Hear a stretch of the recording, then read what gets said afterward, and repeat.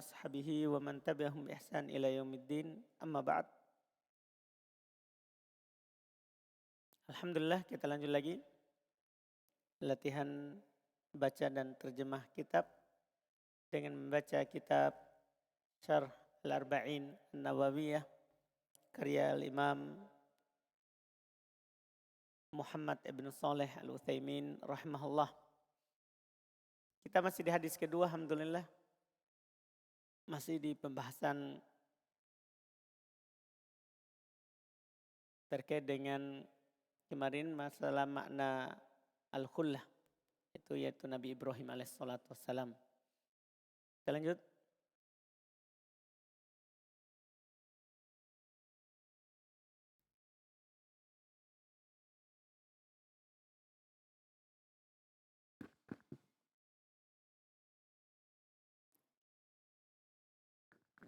Bismillah.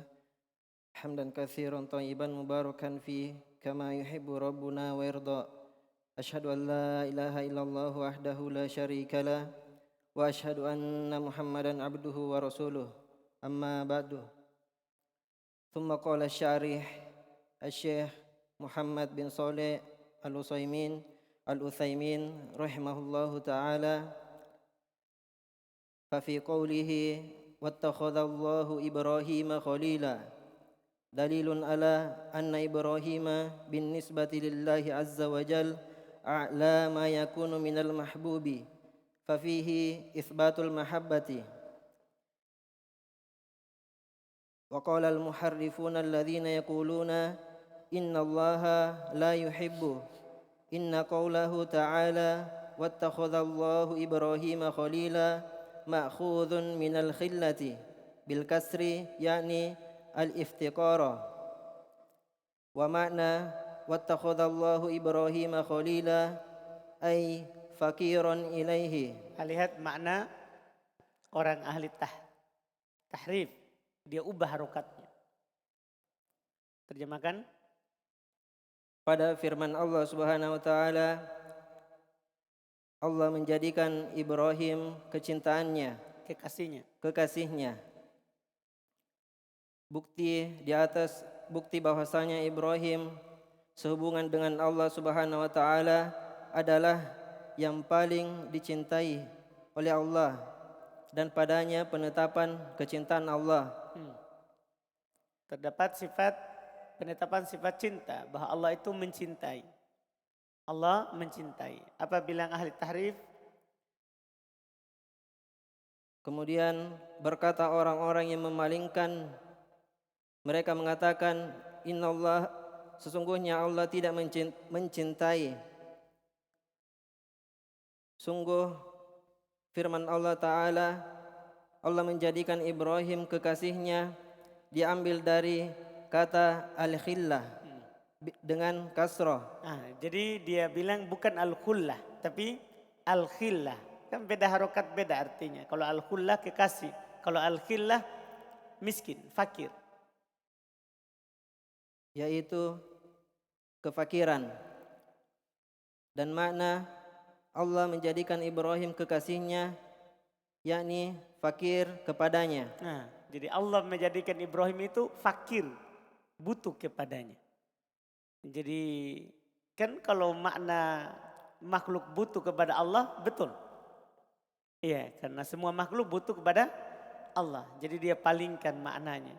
Terus Tsumma qala wa hadza min at-tahrifi fa kullu insanin ala qawlihim yakunu khalilan lillahi lianna kulla insanin muftakirun ila Allah azza wa jal. Ini bantahannya. Terjemahkan dulu. Dan ini merupakan bentuk pemalingan. Maka setiap manusia di atas ucapan mereka adalah merupakan kekasih Allah. Karena setiap manusia fakir kepada Allah Azza wa Jal. Paham gak? Berarti apa bedanya Ibrahim dengan kita?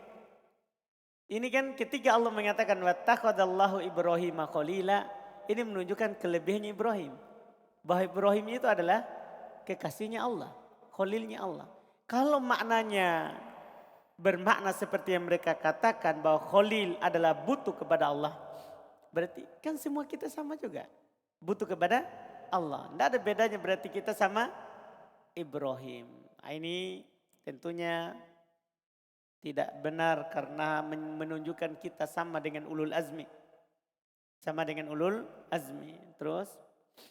ثم قال ولكن نقول الخليل هو الذي بلغ غاية المحبة قال النبي صلى الله عليه وسلم إن الله اتخذني خليلا كما اتخذ إبراهيم خليلا ولو كنت متخذ من أمتي خليلا Muttahidan. Walau kuntu متخذ من أمتي muttahidan. Khobarnya kuntu. Khobarnya kana kan? نعم أستاذ Hmm. ولو كنت متخذا من أمتي خليلا لاتخذت أبا بكر خليلا وهناك كلمة Terjemah dulu. akan tetapi kita katakan Al-Khalil kekasihnya dia adalah Al-Khalil adalah dia yang sampai kepada puncak kecintaan. Berkata Nabi SAW, sesungguhnya Allah menjadikanku kekasih sebagaimana Allah menjadikan Ibrahim kekasih.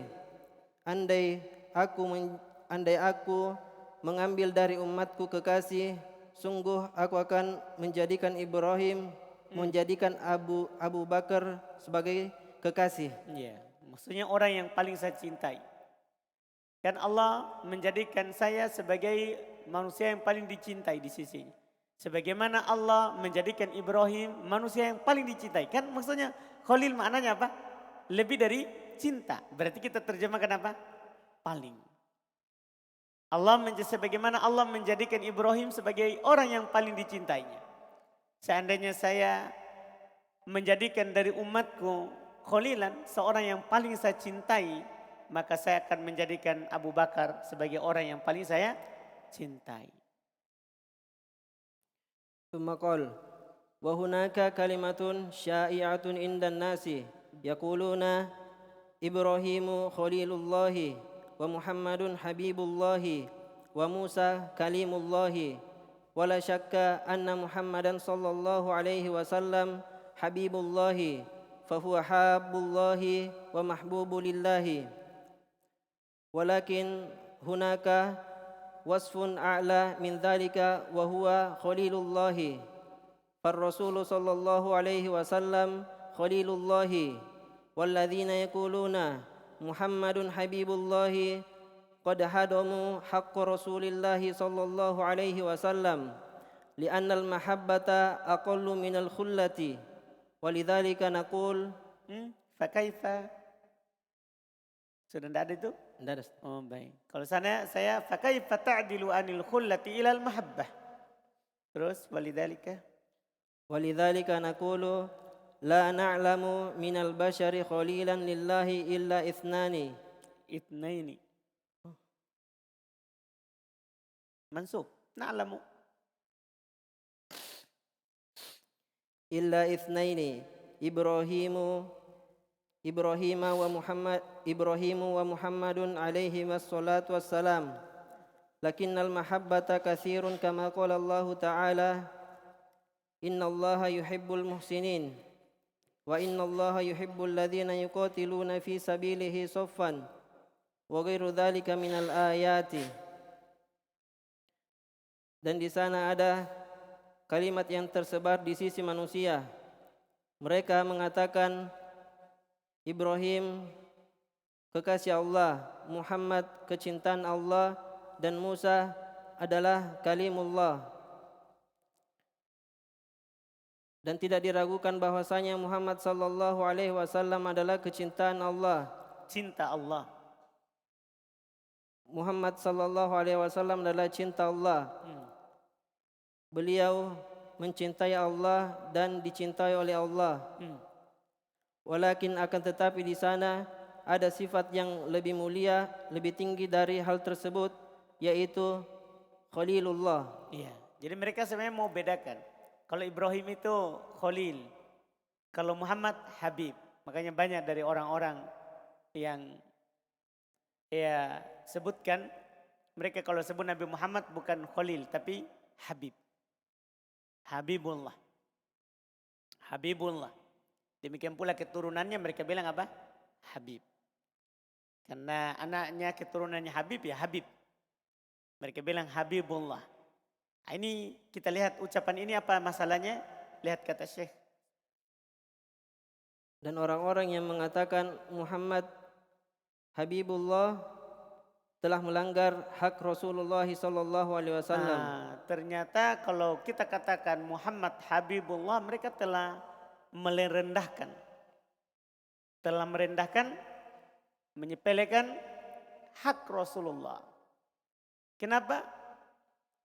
Karena kecintaan lebih rendah daripada khullah. Kan Nabi kan Khalil. Ketika Nabi bilang Khalil, beliau adalah bersifat dengan Khalil bukan Habib. Bukan apa? Habib. Maka ketika kita berpindah dari Khalil menjadi Habib, berarti kita mencacati hak Nabi. Nabi lebih tinggi daripada Habib. Nabi lebih tinggi daripada apa? Habib. Beliau bukan Habib tapi Khalil. Tapi Khalil. Olehnya itu kita katakan kita tidak mengetahui dari seorang pun kekasih Allah kecuali dua, yaitu Ibrahim dan Muhammad, atasnya salawat dan salam atas keduanya. Ya. Jadi yang disifati dengan Khalilullah itu dua saja dari kalangan manusia. Yaitu Nabi Muhammad dan Nabi Ibrahim. Hanya dua orang itu yang disebut dengan apa? Khalil. Terus? Akan tetapi kecintaan banyak sebagaimana Allah Ta'ala. Ini masalah. Kalau kita katakan Nabi adalah Habib, Habibullah, berarti tidak ada bedanya dengan yang lain juga. Dipahamkan? Sama dengan tadi. Kalau kita katakan itu Ibrahim adalah fakir, sama. Tidak ada bedanya dengan lain. Jadi kalau kita katakan Nabi Muhammad adalah Habib, tidak ada bedanya dengan yang lain. Karena di sana Habibullah banyak. Di antaranya apa ini? Firman Allah Ta'ala, sesungguhnya Allah mencintai orang-orang yang berbuat baik. Berarti Al-Muhsinin Habibullah. Paham maksudnya? Orang-orang berbuat baik itu adalah apa?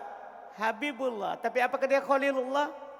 Tidak, itu untuk Nabi Muhammad dan Nabi Ibrahim. Ini Masya Allah, ini namanya takbir syar'i. Ini adalah takbir ungkapan yang syar'i. Kita sesuai dengan nas.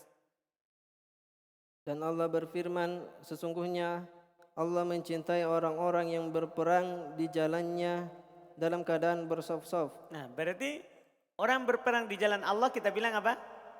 Habibullah. Kita bilang Habibullah. Terus? Dan selainnya dari ayat-ayat Al-Quran. Tsumma qala wa qawluhu wal yawmal akhiri.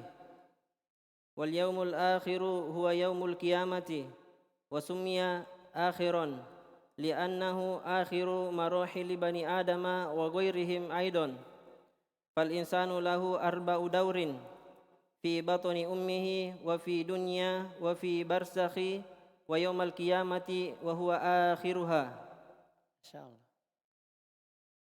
Dan firman Allah dan sabda Rasulullah sallallahu alaihi wasallam, dan beriman kepada hari akhir. Hari akhir adalah hari kiamat. Dinamakan akhir karena akhir dari tahapan anak Adam dan selainnya. Baik, Masya Allah. Ini faedah. Hari akhir maksudnya hari kiamat. Kenapa dinamakan akhir? Kenapa kita bilang hari akhir? Faedah dari Syekh. Karena itu adalah akhir dari marahil. Akhir dari marhalah. Perjalanan kehidupan manusia dan selain manusia. Ketika sudah terjadi hari akhirat itu berarti akhir dari perjalanan kita. Apa kata Syekh berikutnya? Manusia memiliki 4 tahapan. Di dalam perut ibunya, di dunia, di alam barzakh dan hari akhir dan hari kiamat, yaitu akhirnya. Masya Allah, faedah. Kita hidup itu di 4 tahapan. Tahapan pertama kita hidup dalam perut, alam rahim. Tahap kedua kita hidup di alam dunia, Tahap kedua kita hidup di alam barzakh, alam kubur. Tahap ketiga, tahap keempat kita hidup di akhirat. Belum tidak bilang surga atau neraka karena tergantung. Iya, kan ada dua, ada penduduk surga, ada penduduk neraka. Yang jelas hari kiamat disebut hari akhir karena terakhir. Dia marhalah, tingkatan terakhir dari tingkatan manusia dalam kehidupan.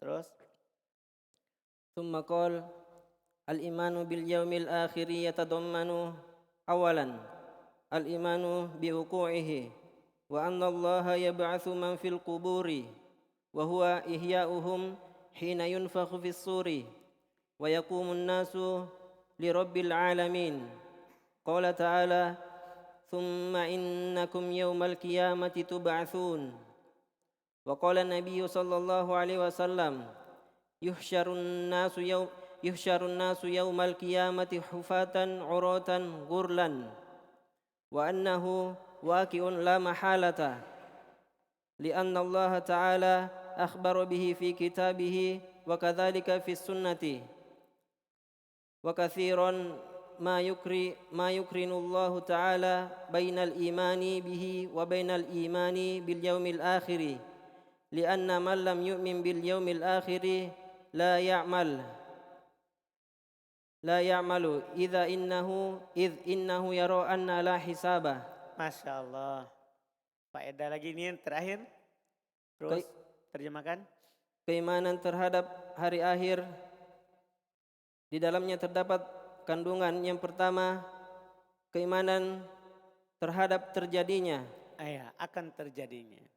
Jadi ketika kita bilang saya beriman terhadap hari akhirat, maksudnya kita percaya kalau itu akan terjadi.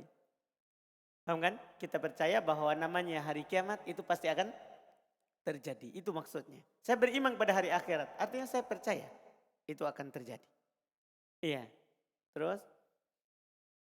Dan bahwasanya Allah akan membangkitkan orang-orang yang ada di dalam kubur, yaitu menghidupkan kembali mereka ketika ditiupkan sangkakala. Dan manusia berdiri untuk Allah Rabbul Alamin. Firman Allah Ta'ala kemudian yang artinya kemudian sungguh kalian pada hari kiamat akan dibangkitkan. Nah ini jelas. Siapa yang tidak percaya kafir. Tidak percaya akan ada kebangkitan. Kemudian sabda Nabi SAW, manusia dikumpulkan pada hari kiamat dalam keadaan tidak beralas kaki, telanjang dan tidak berkhitan. 3. Sifatnya manusia nanti dia akan bangkit. Bangkit dari kuburan mereka hufatan, uratan, gurlan. Hufa tidak ada pakaiannya sama sekali. Ditakbir dengan alas kaki ya biasa orang kalau tidak ada sama sekali pakaian ya dia alas kaki saja. Apalagi di hari kiamat. Tidak beralas kaki, urah, telanjang, gurla, tidak bersunat. Tidak berkhitan. Bahwasanya hal itu adalah kenyataan dan pasti. Iya, akan terjadi la mahalah. Tidak ada mahalah, maksudnya pasti terjadi. Terus?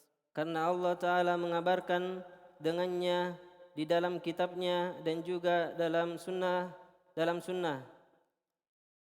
Dan Allah Ta'ala mengaitkan banyak. Menggandengkan. Dan Allah Ta'ala menggandengkan banyak dari keimanan terhadapnya dan keimanan terhadap hari akhir.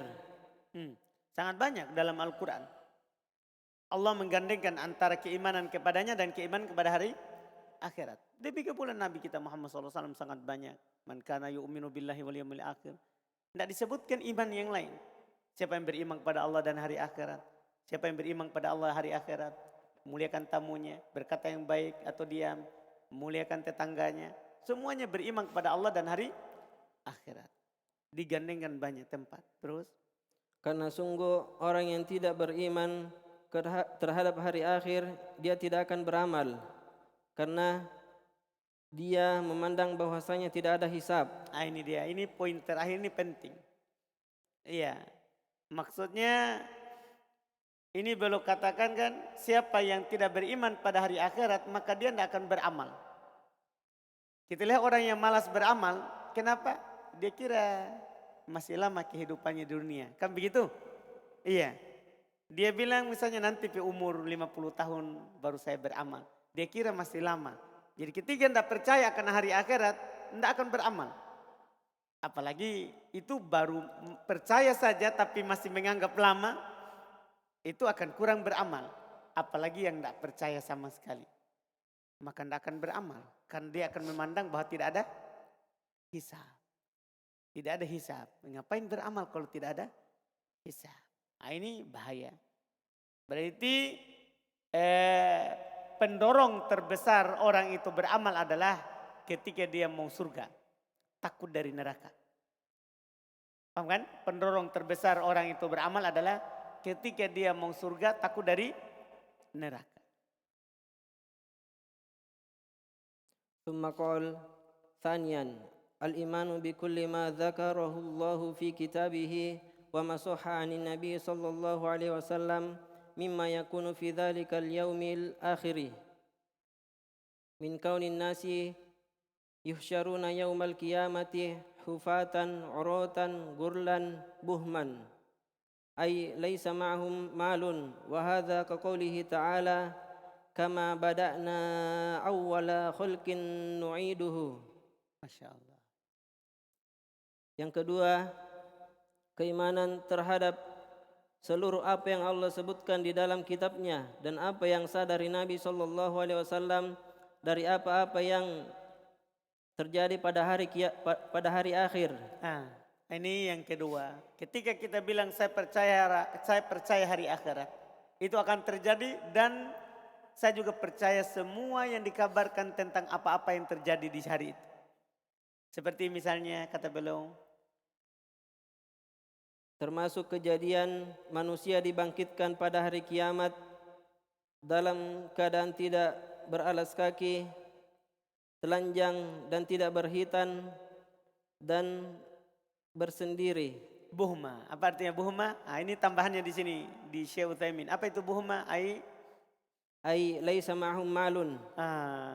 Buhma artinya tidak punya harta. Tidak punya harta. Tidak ada lagi di sana nanti batas tanah. Tidak ada kaplingannya orang. Tidak ada. Tidak ada batas tanah. Nanti tidak ada orang miliki apa-apa. Yaitu tidak ada bersamanya harta. Dan ini seperti firman Allah Ta'ala, sebagaimana kami memulai penciptaan yang pertama, kami juga akan mengulanginya. Mengembalikannya sama. Artinya kita keluar dari perut ibu kita, apa yang kita bawa? Paham maksudnya? Kan Allah bilang, sebagaimana kami memulai itu penciptaan, maka demikian pula nanti kami akan kembalikan seperti itu. Artinya kita awal penciptaan kita, keluar dari perut ibu kita, apa yang kita bawa? Nah, tidak punya harta. Kan punya harta setelah bapaknya kasih. Iya kan? Tidak punya pakaian, tidak bersunat. Paham kan? Tidak bersunat, tidak punya alas kaki. Iya kan? Ini maksudnya begitu. Kita akan bangkitkan nanti dalam keadaan empat ini. Empat ini. Allah ingatkan. Kama bada'na. Sebagaimana itu awalnya. Ya. Awwala khalqin, di awal penciptaan. Nu'iduhu. Kami akan mengembalikan mereka. Maksudnya membangkitkannya nanti. Kami akan membangkitkan nanti. Masya Allah. Nah, ini seperti ternyata kita akan dibangkitkan seperti kita waktu lahir. Waktu kita lahir tidak punya apa-apa. ثم قال ثالثا الإيمان بما ذكر في اليوم الآخر من الحوض والشفاعة والصراط والجنة والنار فالجنة دار النعيم والنار دار العذاب الشديد. قال شيخ الإسلام ابن تيمية رحمه الله في العقيدة الواسطية ومن الإيمان باليوم الآخر الإيمان بكل ما أخبر به النبي صلى الله عليه وسلم يكون بعد الموت. Mimma. Tidak ada? Tidak ada, Ustaz. Harus ada. Maksudnya kan ini maksudnya mimma yakunu dari apa-apa yang terjadi.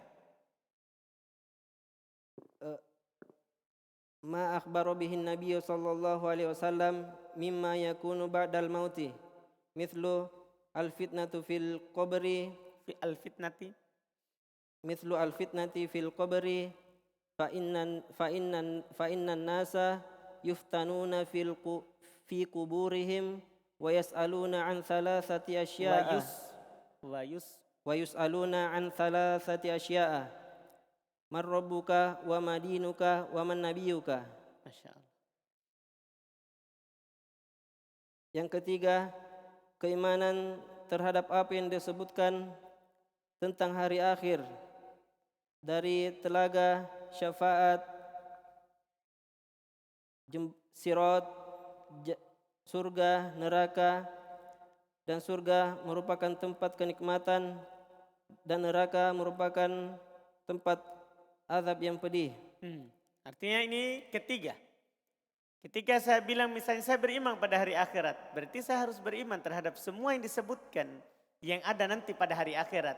Seperti nanti ada telaga Nabi, ada syafaatnya Nabi, ada sirat, jembatan yang dibentangkan di atas punggung neraka, ada jannah, ada nar.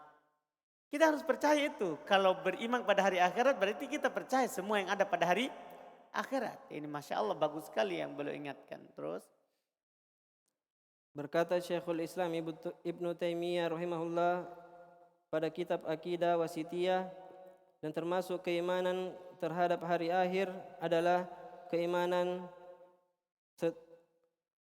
terhadap semua apa yang dikabarkan oleh Nabi sallallahu alaihi wasallam yang terjadi setelah kematian, seperti ujian di dalam kubur. Maka sungguh manusia diuji di kubur-kubur mereka dan ditanyakan tentang 3 perkara. Siapa Rabbmu, apa agamamu, dan siapa nabimu. ini Masya Allah. Ini kata Syekhul Islam. Artinya ini yang disebut oleh Syekhul Islam Ibnu Taimiyah lebih dari Syekh Ibnu Utsaimin. Kalau Syekh Ibnu Utsaimin kan langsung yang setelah kebangkitan. Bahkan Syekhul Islam Ibnu Taimiyah tambahkan, kita juga harus percaya terhadap apa yang terjadi sebelumnya. Yang terkait dengan hari akhirat. Yaitu adalah apa yang terjadi di alam kubur. Kita harus percaya karena kubur adalah awal akhirat. Bahwa dalam kubur kita akan diuji, akan ditanya. Semua akan ditanya. Mukmin bahkan kafirnya juga. Mukmin demikian pula apa? Kafir, semuanya akan ditanya. Dan ini penegakan hujjah. Ya, dia gimana kehidupannya di dunia dengan 3 pertanyaan. Rob, siapa Robmu, apa agamamu, dan siapa nabimu. ثم قال رابعا الإيمان بنعيم القبر وعذابه لأن ذلك ثابت بالقرآن والسنة وإجماع السلف. وهنا ننبه على ما نسمعه من قول بعض الناس أو نقرأه في بعض الصف إذا مات إنسان قالوا انتقل إلى مثواه انتقل إلى مثواه الأخير وهذا غلط عظيم ولولا أننا نعلم مراد قائله لقلنا إنه ينكر البعث Yang yungkiru, betul? لأنه إذا كان القبر مثواه الأخير فهذا يتضمن إنكار البعث فالمسألة خطيرة لكن بعض الناس إماعة إذا قال الناس قولا أخذ به وهو لا يتأمل في معناه. Baik, Masya Allah. Terus terjemahkan. Yang keempat adalah keimanan terhadap nikmat kubur dan azabnya. Ini belum singgung secara khusus. Ketika kita beriman pada hari akhirat, ya kita percaya bahwa ada namanya nikmat kubur, ada namanya azab kubur. Ini harus kita percaya. Terus apa kata beliau? Ini penting sekali. Karena hal tersebut telah tetap di dalam Al-Quran dan Sunnah dan kesepakatan orang-orang soleh terdahulu. Orang salaf. Ini yang antum perlu perhatikan. Ternyata nikmat dan azab kubur itu dalilnya Quran, hadis Nabi, dan kesepakatan salaf. Tidak ada menyelisihinya kecuali sesat. Kan di sana ada yang mengingkari adab kubur, berarti dia menyelisih Quran. Ini fungsi, ini penukilan. Jadi ini adab kubur ditetapkan oleh Al-Quran, ditetapkan oleh hadis Nabi, dan ditetapkan oleh ijma salaf. Ini hujjah. Ini hujjah. Iya. Siapa yang menyelisihinya berarti menyelisih Quran, menyelisih hadis, dan menyelisih kesepakatan salaf. Dan itu adalah kesesatan. Terus Di sana kami ingatkan di sini kami ingatkan apa yang kami dengar dari ucapan sebagian manusia atau kami baca dari sebagian majalah. Jika seseorang meninggal, mereka mengatakan dia berpindah ke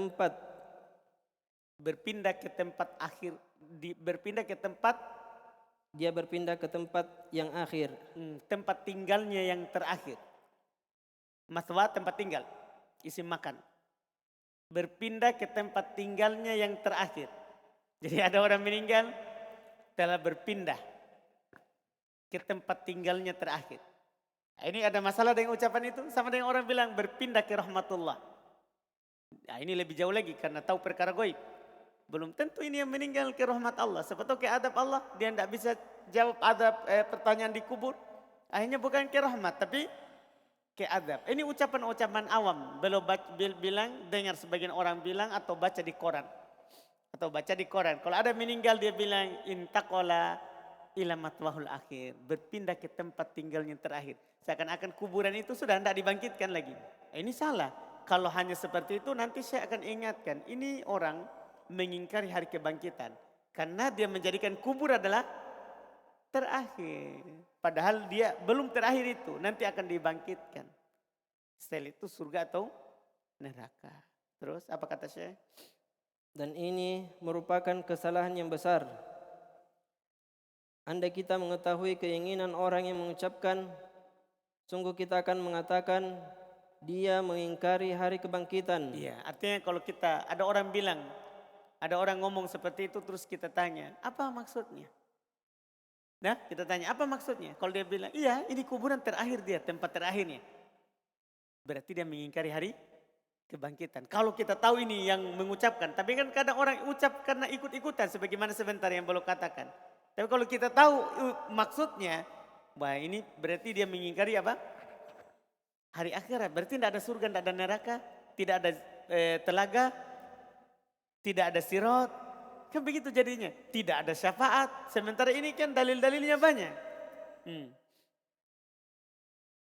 Karena bahwasanya jika kuburan adalah tempat tinggal yang terakhir, maka ini terdapat di dalamnya pengingkaran terhadap hari kebangkitan. Dan persoalan ini adalah persoalan yang penting, akan tetapi yang berbahaya.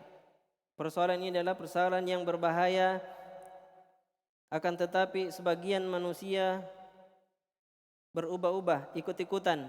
Imma'ah itu apa itu istilahnya? Membebek.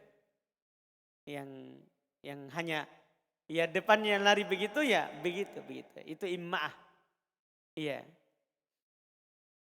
Hanya ikut-ikutan. Terus jika manusia mengatakan suatu ucapan, dia mengambilnya dalam keadaan dia tidak memikirkan apa maknanya. Kadang orang begitu. Dengar ucapannya dia ucapkan tanpa memikirkan apa artinya ucapannya ini. Thumma qala wa tu'minu bil qadari khairihi wa syarrihi.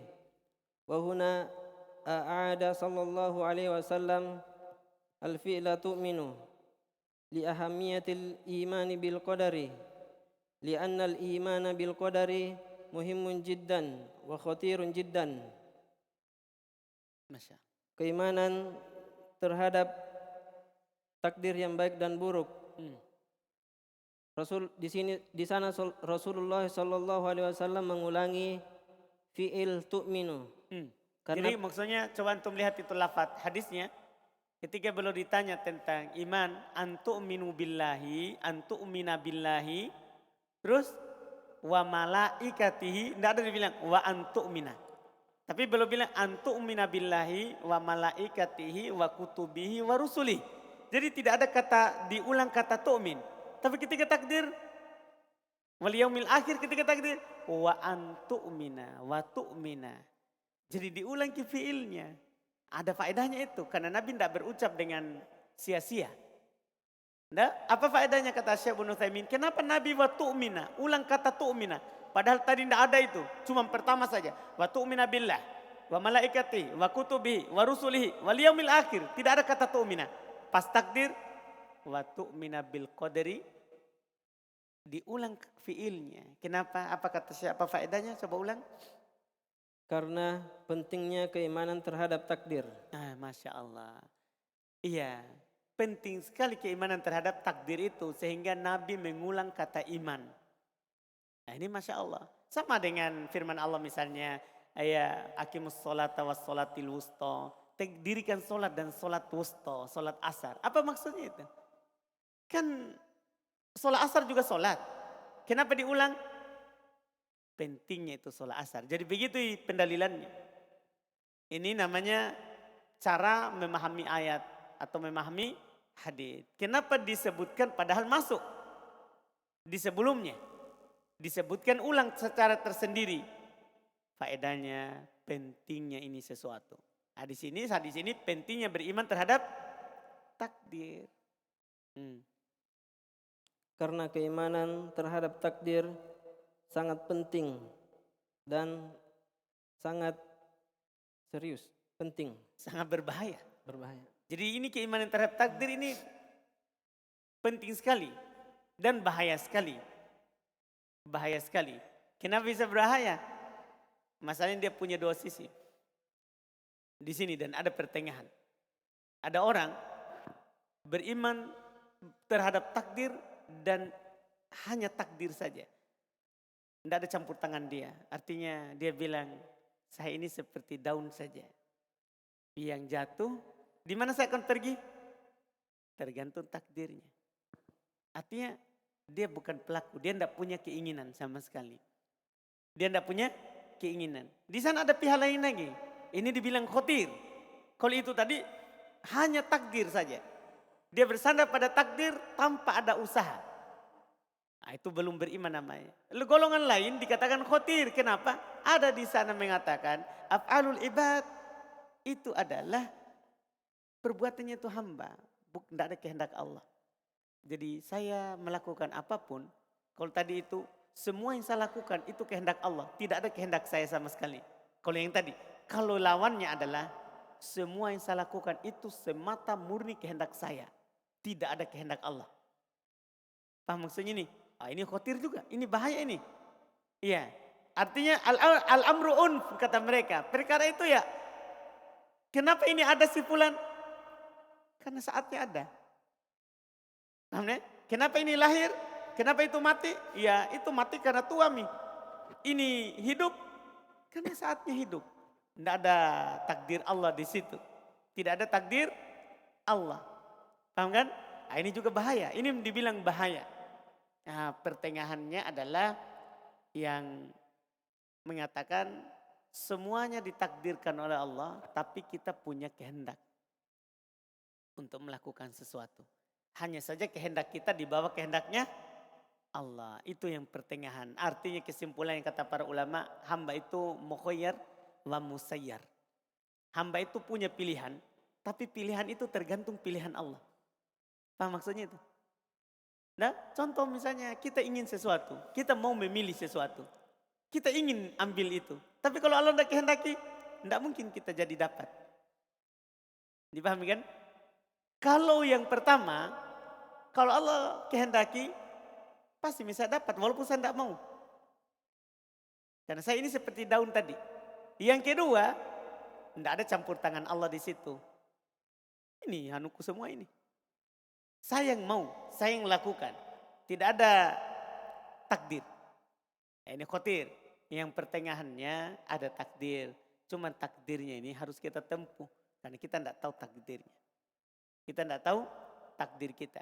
Semua keinginan kita di bawah keinginan Allah. Nanti semoga Syekh sebutkan marotib at-takdir.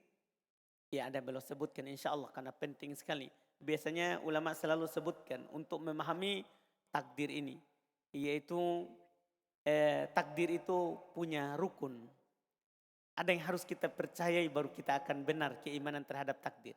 Nanti akan disebutkan 4, selalu 4 disebutkan. Kita percaya kalau itu ciptaan Allah, kita percaya kalau itu Allah tahu, kita percaya bahwa semuanya Allah kehendaki, kita percaya bahwa semuanya Allah telah tulis. Nanti 4 itu, 4 rukun keimanan terhadap takdir. Kapan kurang 4 itu, maka kita akan masuk dalam golongan Jabariyah atau Qadariyah. Kita akan masuk dalam golongan Jabariyah atau Qadariyah. Nah, ini insya Allah kita baca di pertemuan besok berarti itu. Karena memang setelahnya langsung ya. Al-imanu bil qadri yatadammanu arba'atu umur. Ini kita baca di pertemuan besok. Besok hari apa besok? Kamis. Jumat besok. Oh iya Kamis tuh. Nah, cuman antum bahasa Arab saya bahasa Indo. Besok Kamis. Yang baca Abu Tolha. Besok baru kita. Siapa lagi ikhwan luar yang mau baca? Antum? Baik. Berarti hari Sabtu insya Allah. Dah? Alhamdulillah.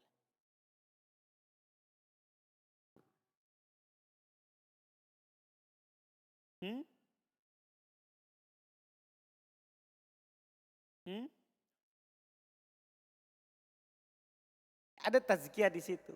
Tidak boleh. Karena kan kita bilang dia ini berpindah ke rahmatullah. Anda berarti kita pastikan kalau dia dapat rahmat Allah. Tidak ada yang tahu. Bisa saja kita lihat dohirnya begitu. Nah ternyata dia. Iya salah tuh. Karena kita pastikan perkara gaib. Kan? Kita hanya boleh berharap. Kita harapkan dia, kita doakan supaya dia berada dalam rahmat Allah. Adapun kita pastikan dia rahmat Allah. Nah seperti orang bilang almarhum, almarhumah telah meninggal almarhum Ubaid. Salah. Nah, berarti kan kita pastikan dia dirahmati. Kan ini bentuknya pengabaran. Karena bentuk ucapan itu 2. Ada pengabaran, ada doa. Kalau pengabaran itu namanya jazm. Itu pastikan. Kalau doa berarti kita mengharapkan. Nah, jadi ucapan itu 2. Ada namanya pengabaran, ada namanya doa. Kalau pengabaran tidak boleh kita pastikan sesuatu perkara gaib. Iya. Kan? Kalau doa boleh, karena itu kita harapkan. Dia mendapatkan kebaikan. Tahu kan? Nah, ini terkait dengan yang setelahnya. Adapun sebelumnya, Nabi benarkan, para sahabat bilang ada jenazah lewat. Ini dia si fulan ini begini. Dia sebutkan kebaikannya. Kata Nabi wajabat. 3 kali. Wajib. Lewat lagi 1. Para sahabat bilang ini orangnya ini waktu hidup. Disebutkan keburukannya. Sebelumnya, jadi dia sebutkan sebelumnya boleh. Nabi bilang wajabat. Iya. Para sahabat bertanya, kenapa yang pertama juga wajabat, yang kedua wajabat? Kata Nabi ya, yang kalian sebutkan kebaikan wajib baginya surga. Yang kalian sebutkan kejelekan ya wajib baginya neraka. Kenapa antum syuhada Allah fil ard? Kalian saksinya Allah di muka bumi. Nanti kan kalian sebagai saksi, ini si fulan. Antum misalnya kita berteman saling melihat. Kita menjadi saksi antara sebagian yang lain. Menjadi saksi atas sebagian yang lain. Iya. Makanya Nabi Isa ketika ditanya, apakah kamu berkata kepada umatmu, jadikan saya dan ibuku sebagai sembahan. Ditanya oleh Allah seperti itu. kepada Nabi Isa di hari kiamat. Iya. Nabi Isa bilang, tidak pantas saya bilang seperti itu. Dan kalau saya katakan, pasti kamu tahu. Dia bilang kepada Allah. Iya, karena engkau tahu apa yang ada dalam diriku. Dan saya tidak tahu apa yang ada dalam dirimu. Engkaulah saksi setelahnya. Jadi apa yang setelah meninggal tidak ditahu oleh orang yang sudah meninggal. Dipahami kan? Tapi yang hidup ini Nabi benarkan. Kalau dia persaksikan yang sebelumnya, Nabi benarkan. Tapi kalau kita mau persaksikan setelahnya, tidak boleh, itu sudah beda alam. Dipahami ya? Kalau antum mempersaksikan sebelumnya, boleh. Tapi kalau antum mempersaksikan setelahnya, tidak boleh. Paham kan? Ada tazkiyah. Ada tazkiyah di situ terhadap apa yang kita tidak tahu. Terhadap apa yang kita tidak tahu. Makanya ucapan-ucapan seperti itu tidak boleh. Almarhum, almarhumah. Ya, atau pergi meletakkan bunga di atas kuburan. Kenapa Nabi letakkan? Karena kan Nabi diwahyukan bahwa ini disiksa di dalam. Kita pergi juga meletakkan. Memangnya kita tahu di dalam lagi disiksa. Siapa tahu lagi mendapatkan nikmat kuburannya luas sejauh mata memandang. Kita pergi letakkan bunga lagi. Ya kan? Makanya Nabi hanya meletakkan pada 2 orang itu saja. Tidak berulang. Tidak berulang. Karena ini masalah goib. Tidak boleh kita ucapkan atau lakukan sesuatu kecuali ada wahyunya. Nah, sama seperti itu semua tadi. Alhamdulillah. Baik, kita cukupkan. InsyaAllah lanjut lagi besok terkait dengan takdir. Hari Kamis, hari terakhir sebelum Jumat. Subhanallah. Hamdik. Asyhadu an la ilaha illa anta astaghfiruka wa atubu ilaik. Alhamdulillah.